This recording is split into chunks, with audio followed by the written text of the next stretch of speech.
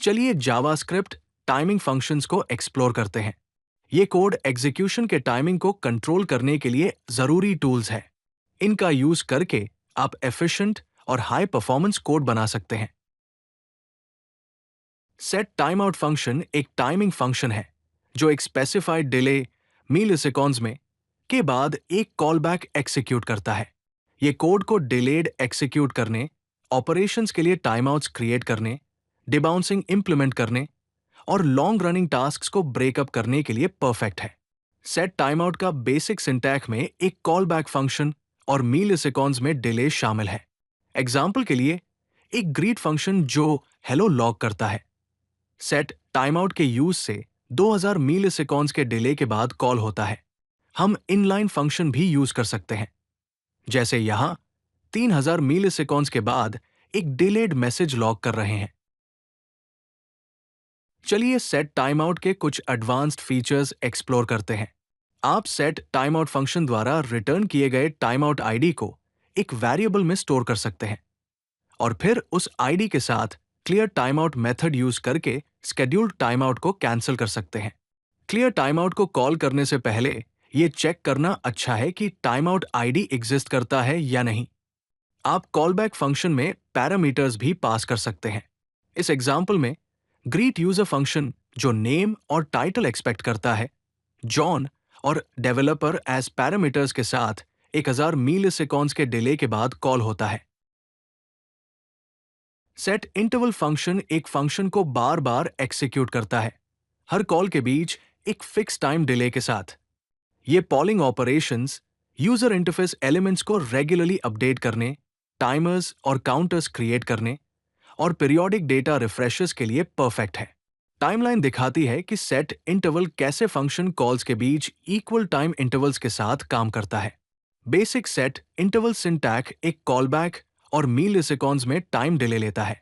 दिया गया एग्जाम्पल एक काउंटर डिफाइन करता है और सेट इंटरवल यूज करके हर एक सेकंड में अपडेट करता है।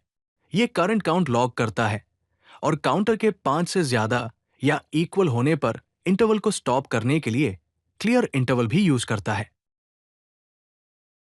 चलिए सेट इंटरवल यूज करने के कुछ बेस्ट प्रैक्टिसेस पर बात करते हैं। सेट इंटरवल्स को क्लासेस यूज करके प्रॉपर्ली मैनेज करना जरूरी है। For example, data polar class में स्टार्ट और स्टॉप मेथड्स हैं, जो पॉलिंग ऑपरेशंस करने के लिए सेट इंटरवल और क्लियर इंटरवल रिस्पेक्टिवली यूज करते हैं। आपको डायनामिकली इंटरवल एडजस्ट करते वक्त भी ध्यान रखना होगा, क्योंकि इससे मेमोरी लीक्स हो सकते हैं। जैसे दिखाया गया है, नया इंटरवल सेट करने से पहले आपको एग्जिस्टिंग इंटरवल को क्लियर करना चाहिए और क्लीनअप के दौरान हमेशा इंटरवल को क्लियर करें। चलिए रिक्वेस्ट एनिमेशन फ्रेम को एक्सप्लोर करते हैं। ये एक मेथड है जो ब्राउजर को बताता है कि आप एक एनिमेशन परफॉर्म करना चाहते हैं और रिक्वेस्ट करता है कि ब्राउजर नेक्स्ट रिपेंट से पहले एक स्पेसिफाइड फंक्शन को कॉल करे एनिमेशन अपडेट करने के लिए। ये डिस्प्ले रिफ्रेश रेट के साथ सिंक करता है, बैटरी एफिशिएंट है, इनएक्टिव टैब्स में पॉज हो जाता है और स्मूथ एनिमेशंस के लिए परफेक्ट है। कोड दिखाता है कि रिक्वेस्ट एनिमेशन फ्रेम यूज करके एक बेसिक एनिमेशन लूप कैसे इंप्लीमेंट करें। एक पोजीशन अपडेट होती है और अपडेटेड पोजीशन को एक एलिमेंट की ट्रांसफॉर्मेशन प्रॉपर्टी पर अप्लाई किया जाता है। स्मूथ एनिमेशन परफॉर्म करने के लिए रिक्वेस्ट एनिमेशन फ्रेम को रिकर्सिवली कॉल किया जाता है। जब एनिमेशन की जरूरत न रहे तो कैंसल एनिमेशन फ्रेम यूज करके एनिमेशन फ्रेम कैंसिल करना भी जरूरी है। चलिए रिक्वेस्ट एनिमेशन फ्रेम यूज करके कुछ एडवांस्ड एनिमेशन टेक्निक्स देखते हैं। डिफरेंट डिवाइसेस में कंसिस्टेंट एनिमेशन स्पीड मेंटेन करने के लिए आपको डेल्टा टाइम यूज करना चाहिए। करंट और लास्ट फ्रेम के बीच टाइम डिफरेंस को एनिमेशन फंक्शन में पास किया जाता है ताकि स्पीड कंसिस्टेंट रहे। एनिमेशन के लिए परफॉर्मेंस ऑप्टिमाइज करते वक्त एक फिक्स्ड फ्रेम रेट जरूरी है।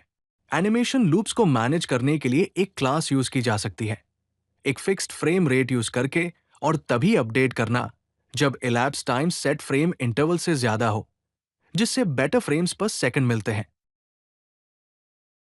चलिए set time out, set interval और रिक्वेस्ट एनिमेशन फ्रेम के परफॉर्मेंस कैरेक्टरिस्टिक्स को कंपेयर करते हैं।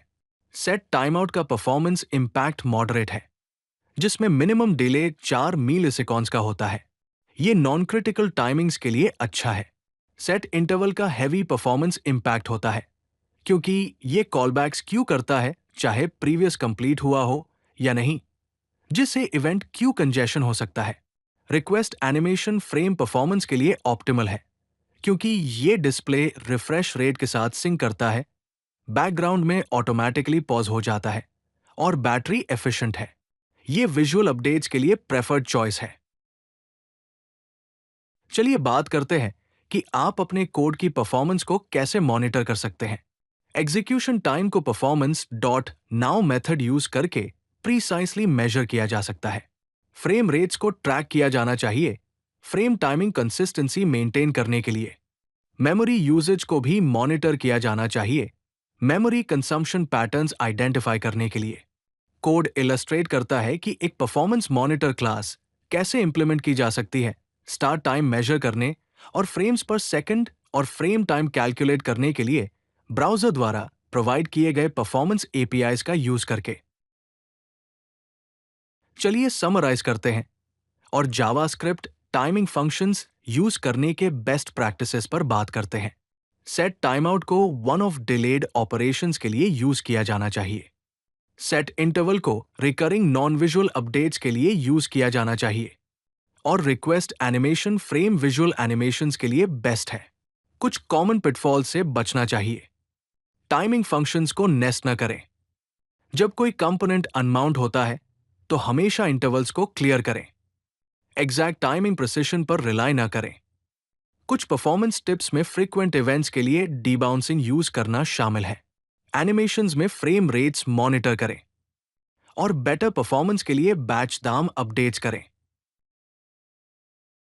अगर आपको ये वीडियो पसंद आई तो लाइक बटन जरूर दबाएं और चैनल को सब्सक्राइब करना न भूलें। ऐसे ही और यूजफुल कंटेंट के लिए codelucky.com पर जरूर विजिट करें।